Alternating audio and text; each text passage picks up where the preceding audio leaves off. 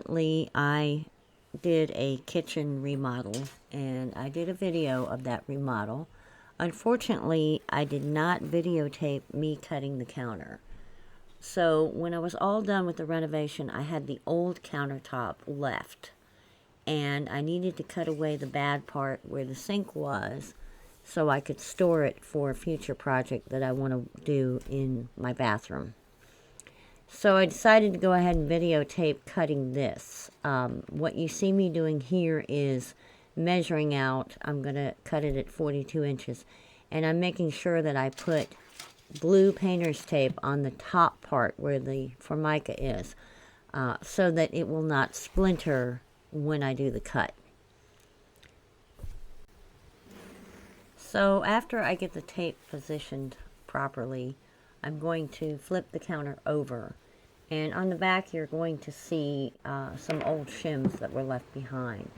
Now, I left this in the video to show you that there's a lot of different ways to do things the right way, and these are the wrong way, because these shims were actually glued down with really heavy glue.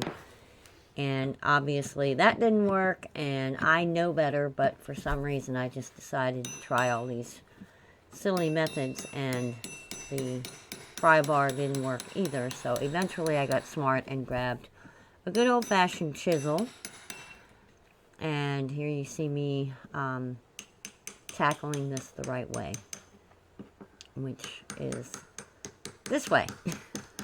So this is how you get these little pieces of shim off an old countertop if you want to save what's left of it when you replace your countertops.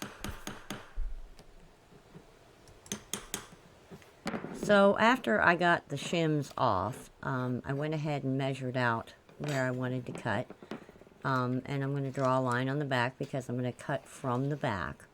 Now, the actual edge that I'm measuring from was not cut straight because the actual wall was kind of crooked. But it's not a big deal because later I'm going to trim it down anyway. I've overcut this piece of countertop. You'll see later that I even left in some of the parts that had bubbled up and has water damage, and I will be taking that off later. So here I'm actually putting my saw on the line and measuring to make sure that I put my guide board that I'm going to clamp down. I want to put it just right so I can use it as a guide when I run my saw along the bottom. Now, because I was actually just rough cutting this piece of countertop, and it's an older countertop, it really was not necessary to use the guide board, but I could have just drew a line and gone ahead and cut it straight with the saw. But I wanted to show you the best way to do this with a board to guide your saw if you're doing this for keeps. Now, once I got the marks for the guide board, I went ahead and clamped it down with 2 C-clamps, as you can see here. And in a minute, I'm going to start sawing, but I will end up having to stop because of the clamp on one side. Now, I'm making sure that my saw blade is the right depth, and will go through everything I need it to go through. And now I'm putting it right up to the guide, and I am raising the guard because it's really going to get in the way. And I'm holding the saw with both hands, and I'm starting to slowly plunge down. This is called a plunge cut, but it's not a full plunge cut because I'm starting from the beginning of the board. But I can see that I've gone a little ways and I can't move forward, and I'm looking to see what's going on, and I can tell that it's the engine part of the saw that's actually hitting the C-clamp. So I'm going to have to nail down the board so there's nothing in the way of my saw. So I've gotten a little drill, and I'm making sure that the drill bit is not too long and it's not going to go through the Formica. It's just going to go through the board and a little bit of the flake board. And then I'm going to put in a little finishing nail. And I wanted to leave it up, but the board was still moving around, so I kind of bent it over, and it was really easy to pull the board up after I removed the C-clamp, so this really wasn't a problem. So you can see I'm going back to the cut now, and if you look to the right, you can see that big spot where the water damage is still there, and that's what I was talking about earlier when I said that I overcut this a little bigger than I needed it, and I will be removing that later.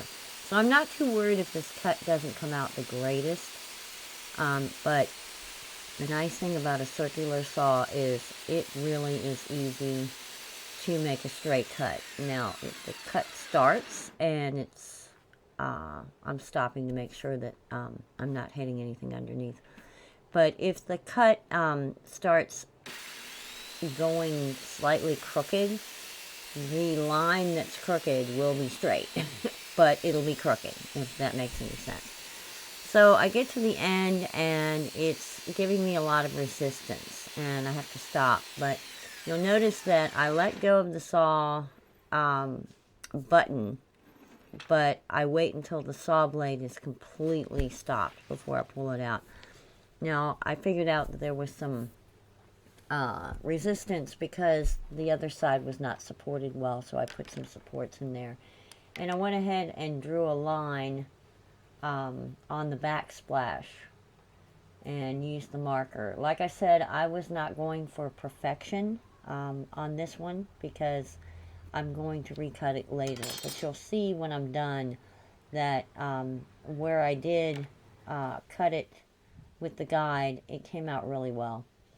So if you're leery about using a saw, I don't suggest you make one of these cuts. If you're not real good with a circular saw, you might want to get someone else who is to do this kind of cuts. But I'm very familiar with a circular saw. I've been using one for many years, and I am not nervous about this cut. Now, I actually got to the end, and it bound up on me.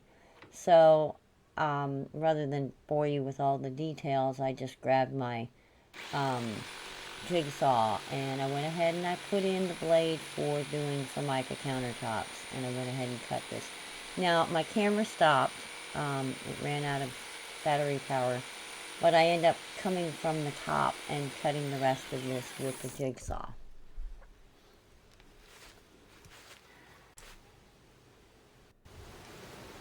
So this is the rough cut. This is the section where I had to change from the circular saw to the jigsaw. So for the big reveal, once you take the tape off, you can see that the cut looks really smooth, and it's not sharp. And it goes really good all the way to the edge. There is a small section that's messed up where I had to switch from the circular to the jigsaw, but for the most part, that's how you cut a countertop.